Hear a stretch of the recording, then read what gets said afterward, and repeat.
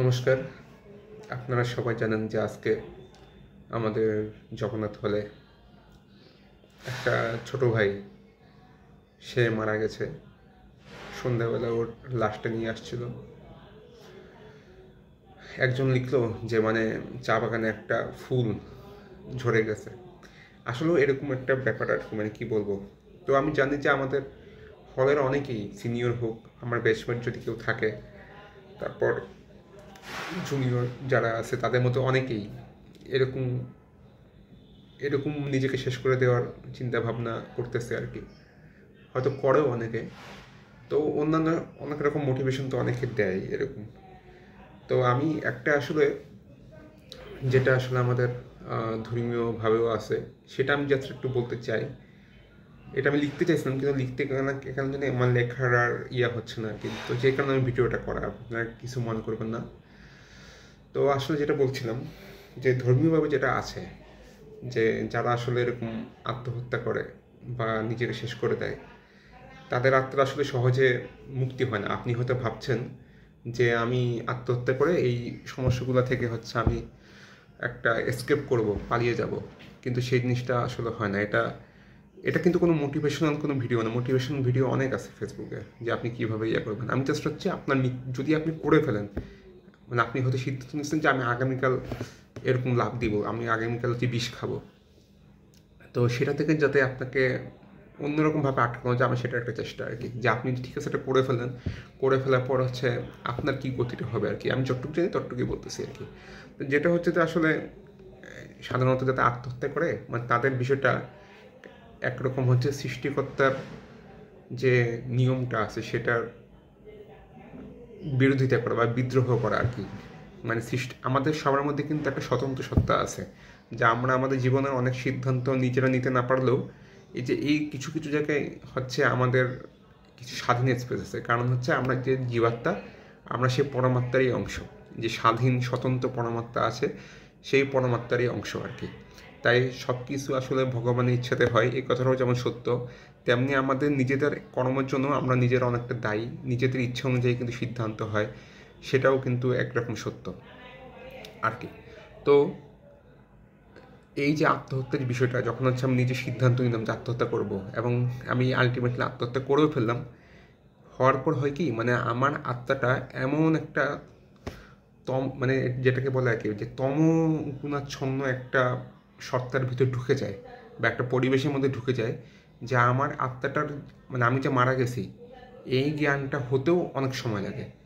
এবং কোনো কারণে যদি আমার সাথে সাথেও যদি আমার আত্মার ওই সেন্সটা কাজ করে, না ঠিক আছে আমি মারা গেছি, তখনও সে আসলে বিশ্বাস করতে চায় না। এবং যখন তার এই মৃতদেহটা নিয়ে যাওয়া হয়, বা আশেপাশে সবাই যখন ভিড় করে কান্নাকাটি করে, সে বারবার এটার মধ্যে ঢুকতে চায়। সে আবার এই জীবনটাই ফিরে আসতে চায়, এবং তার মধ্যে খুবই ডিপেন্ড হয়।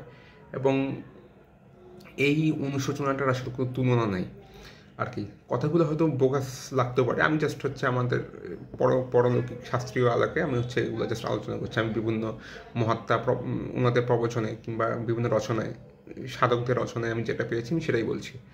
তো সে আবার অনেক সময় হয় কি, আপনারা যারা বিভূতিভূষণের দেবযান উপন্যাসটা পড়েছেন, সেখানে জানেন যে ওই আত্মাটা অনেক নিচের স্তরে চলে গেছে। সেখান থেকে আসলে সে যে আবার ধাপে ধাপে উত্তরণ করে যে একটা স্বাভাবিক জন্ম পাবে, সেটা তো অনেক দেরি হয়। এবং সেটার জন্য যে আত্মহত্যা যে করছে তার জন্য আসলে আসলে শোকও করা যায় না আর কি।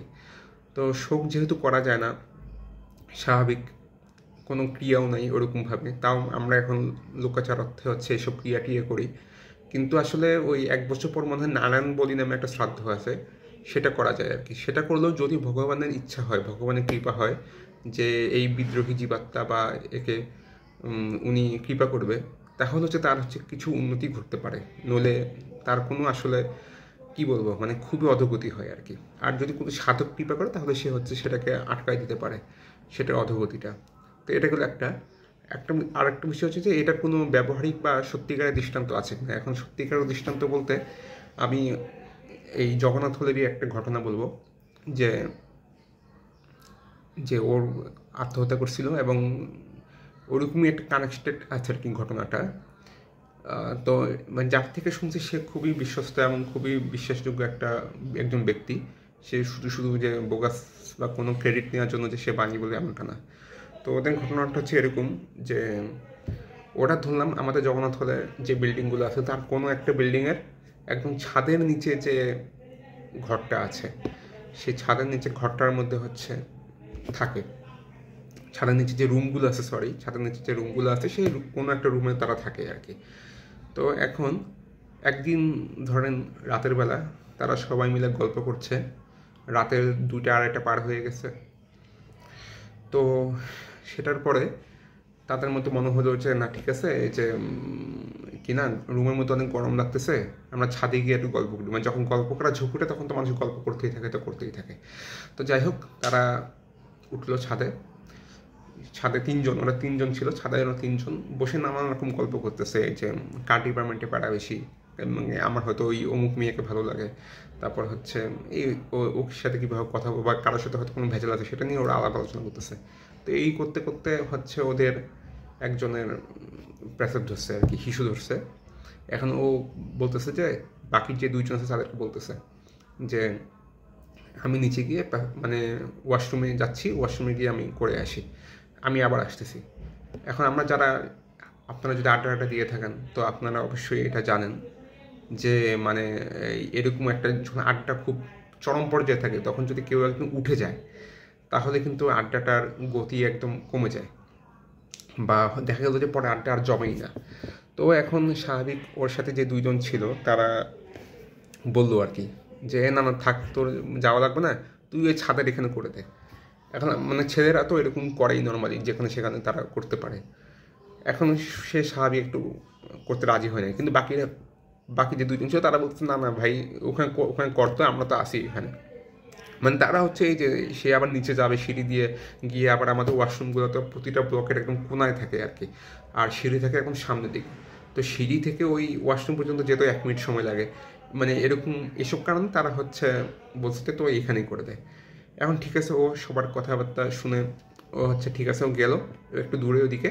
তো ছাদটা হচ্ছে এরকম ইউ শেপ, মানে যে ইউ শেপ।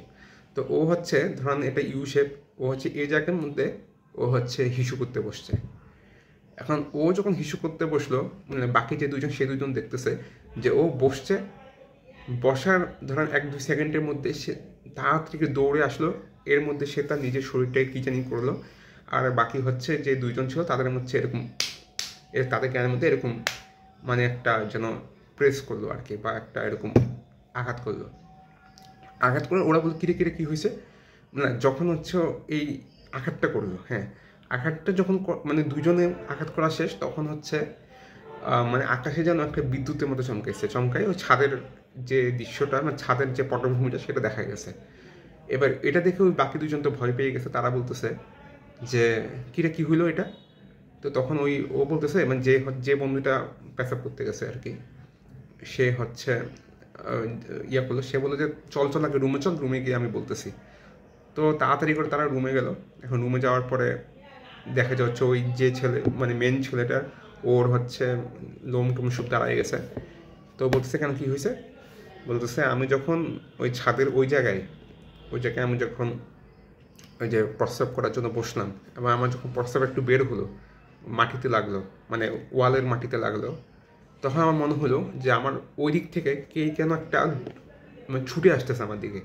এখানে আমি তাড়াতাড়ি করে উঠে মানে নিজের দেহটা বন্ধ করলাম, ওই যে ও এরকম যে করলো সেটা হচ্ছে ওর দেহটা বন্ধ করছে, আর হচ্ছে ওদের দেহটা বন্ধ করে দিচ্ছে যে মন্ত্রটা পড়ে আর কি তাড়াতাড়ি করে। আর ওই যে একটা বিদ্যুৎ চমকেছে, ওটা থেকে বোঝা যায় যে কোনো হয়তো একটা অশুভ আত্মা ছিল বা কোনো একটা আত্মা আটকে আছে, সেটা হয়তো ওদেরকে আক্রমণ করতে চাইছে কিন্তু করতে পারে নাই, যে কারণ হচ্ছে সেটা ক্ষিপ্ত হয়ে কোনো কিছু একটা তার যে একটা ক্ষোভের বহিঃপ্রকাশ সেটা ঘটছে আর কি। তো ওরা তখন ভাবতেছে যে এই হলের ছাদে এরকম ঘটনা কি আছে। তো ওরা কিন্তু ফার্স্ট ইয়ারের, মানে ওরা কিন্তু হলের এটাকে কি হয়েছে না হয়েছে ওরা কিন্তু জানে না। তো ওরা পরদিন ওরা খোঁজখবর নিল সিনিয়রদের কাছে যে দাদা এই ছাদের এখানে এরকমটা কিছু হয়েছে নাকি। তো তখন সিনিয়ররা জানালো যে হ্যাঁ ঠিক আছে, এখানে তো যে অমুক সালে অমুক এখান থেকে লাফ দিয়ে আত্মহত্যা করছে। এখন তখন তো ওই যে ছেলেটা দেহ বন্ধন করতে পারছে বা করার জ্ঞানটা আছে তার, সে তো বুঝতে পারছে যে ওই যে আত্মহত্যা করছে তার তো আসলে আত্মাটা মানে মুক্তি হয়নি, কারণ ওই যে নারায়ণ বলি শ্রাদ্ধর কথা যে বললাম সেটাও তো তার ফ্যামিলি করতে পারেনি, আর আরও যেসব ক্রিয়াটি আছে সেগুলো তো হয় না। তো আত্মাটা আসলে ওই জায়গাতেই ঘুরপাক খাচ্ছে আর কি। মানে এটা কিন্তু একদম সত্যি ঘটনা। এখন যারা আস্তিক আছেন, যারা বিশ্বাসী আছেন, তারা বিষয়টা বুঝতে পারবেন। তো এই জিনিসটা আসলে ঘটছে আর কি। মানে আপনার বিশ্বাস করলে সবই, না বিশ্বাস করলে নাই। এখন আমার কথায় চ্যালেঞ্জ করে হয়তো সেখানে ওই ছাদগুলোর মধ্যে গিয়ে আপনি বসে থাকবেন সারা, কিছু নাও দেখতে পারেন, আবার কিছু দেখতেও পারেন, এটা আর কি কথা। তো আসলে যারা এরকম নিজেদেরকে শেষ করে দেওয়ার কথা ভাবতেছেন, একদম সত্যি কথা হচ্ছে মানে আপনি যদি নিজেকে শেষও করেন, সে পরিণতিটা আরও বেশি খারাপ। আপনি ওই জায়গায় গিয়ে আরও কষ্ট থাকবেন যে আপনি ঠিক আছে, আপনি এসকেপ করতে পারবেন না। আপনি ধরেন আপনি অবিশ্বাসী নাস্তিক, এখন হইলেও এখন আমি ধরেন মনে করেন আমি কোনো একটা দেশের অস্তিত্বে বিশ্বাস করি না, কিন্তু তার মানে কি পৃথিবীতে ওই দেশটা অস্তিত্ব রাখে না? রাখে। এবং আমি হয়তো মনে করি না যে আমাজন জঙ্গলে কোনো আদিবাসী নাই, কিন্তু আমাজন জঙ্গলে তো আদিবাসী আছে, কিংবা হিংস্র জন্তু মানে জন্তু আছে। মানে এটা ঠিক আছে, অনেক ফিলোসফিক্যাল কথাবার্তা, তর্কাতর্কির, কিন্তু আসলে যারা এরকম ভাবতেছেন তাদের জন্য আপনাদের ইহজাগতিক মোটিভেশনগুলো তো আছে। তো ইহজাগতের পরেও যদি কিছু থেকে থাকে, সেটা মোটিভেশন হচ্ছে এটাই যে আপনার গতি খুবই খারাপ হবে যদি আপনি এই জাতীয় কাজ করেন আর কি। তো একটু ধৈর্য ধরেন, খারাপ সময় এক সময় কেটে যাবে। স্রষ্টায় বিশ্বাস রাখেন, কিংবা আপনি যদি স্রষ্টায় বিশ্বাস নাও রাখেন তাও দাঁতের দাঁত খিঁচে রাখেন, না ঠিক আছে আমি বিজ্ঞানের অনেক প্রগতি দেখার জন্য হলেও আমি যাতে বেঁচে থাকি আর কি। চিন্তা করা যায় যে 2003-4 সালে যখন আমরা ক্লাস 1-2-তে পড়তাম, তখন কি এরকম একটা দুনিয়া ছিল, আর এখন কি দুনিয়া। এখন হচ্ছে আমি এই ভিডিও করে হচ্ছে আমি ফেসবুকে ছাড়তেছি, মানে এই জিনিসটাই তো মানে মোবাইল দিয়ে ভিডিও করা সম্ভব, এটাই তো আমরা জানতাম না। আমরা বিয়ে বাড়ির মধ্যে ভিডিও ক্যামেরাম্যান আসতো, আমরা সেখানে গিয়ে আমরা মুখ দেখানোর জন্য হচ্ছে আমরা সবাই মানে এক ধরনের একটা উত্তেজনা কাজ করতো আর কি। তো এগুলো আর কি, জীবনে অনেক ছোটো ছোটো বিষয় আছে যেগুলো হচ্ছে উপভোগ করা যায়, এটাই। আমি আর কিছু না বলি, সবাই প্রার্থনা করবেন যাতে আর কেউ এরকম খারাপ কাজ না করে বা নিজেকে এরকম শেষ না করে দেয়। নমস্কার।